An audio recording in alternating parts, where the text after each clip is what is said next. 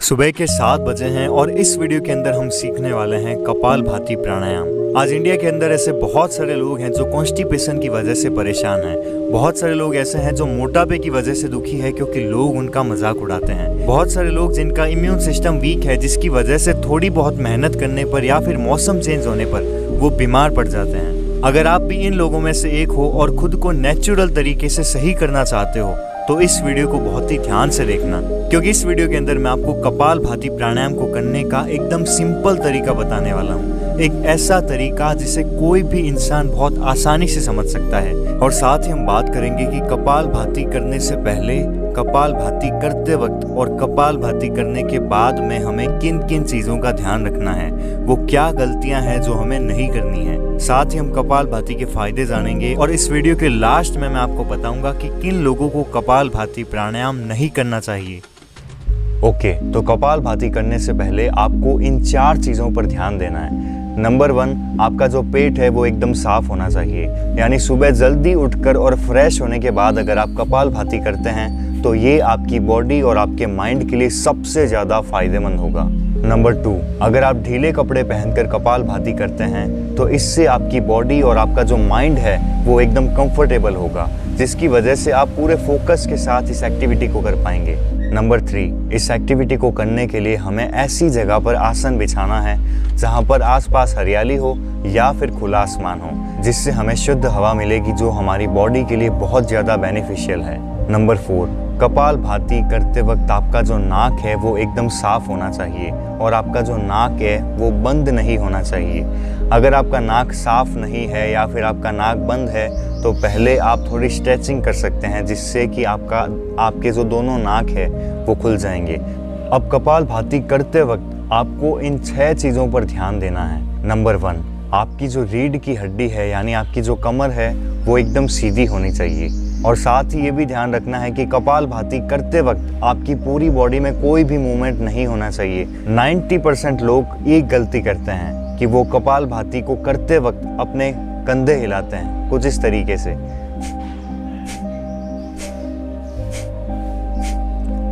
ये बिल्कुल गलत है, आपको ऐसा बिल्कुल भी नहीं करना है। नंबर 2, कपालभाति करते वक्त आपको सांसों को झटके से छोड़ने पर ध्यान देना है, वापस लेने पर ध्यान नहीं देना है, क्योंकि सांसों को वापस लेने का जो प्रोसेस है वो बॉडी ऑटोमेटिक करेगी।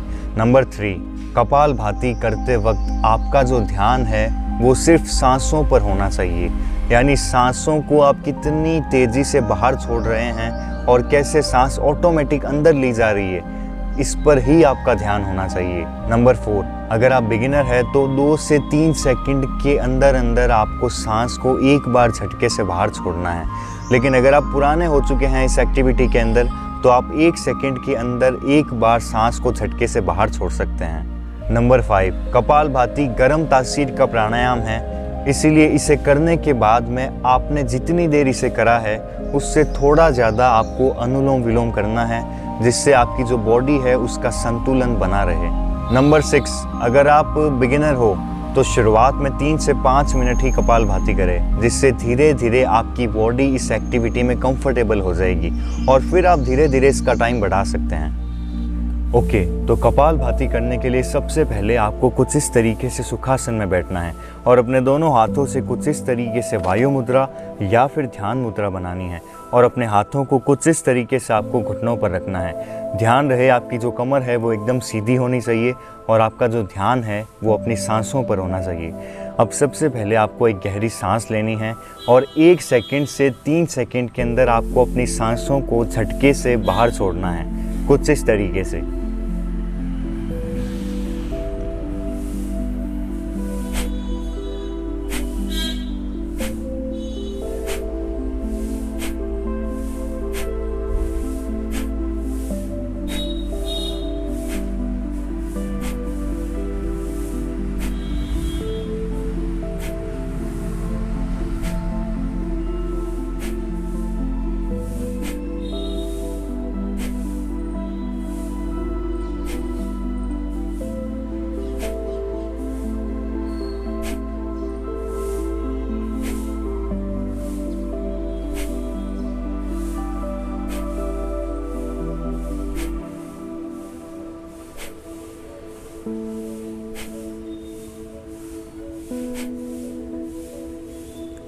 तो कुछ इस तरीके से आपको कपाल भाती प्राणायाम की इस एक्टिविटी को करना है। शुरुआत में आप इसे 5 से 10 मिनट कर सकते हैं, लेकिन जैसे जैसे समय निकलता है आप इसे आधे घंटे से लेकर 1 घंटे तक भी कर सकते हैं। कपाल भाती प्राणायाम करने के बाद आपको इन 3 चीज़ों का ध्यान रखना है। नंबर 1, अगले 1 घंटे तक आपको कुछ भी नहीं खाना है।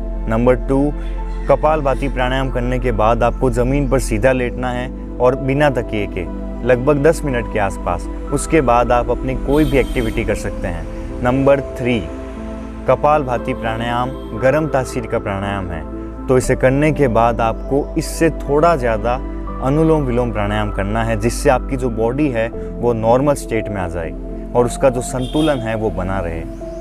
अब देखो यार, अगर कोई इंसान हर दिन कपाल भाती करता है तो उसे बहुत सारे फ़ायदे मिलेंगे।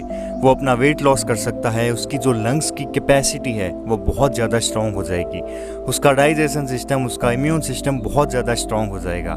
इसके अलावा इनफर्टिलिटी इश्यूज़ में इसका बहुत बड़ा रोल है। और आजकल जो मेंटल प्रॉब्लम चल रही है, हर घर में लोग स्ट्रेस ले रहे हैं, छोटी छोटी बातों पर लोग स्ट्रेस ले रहे हैं।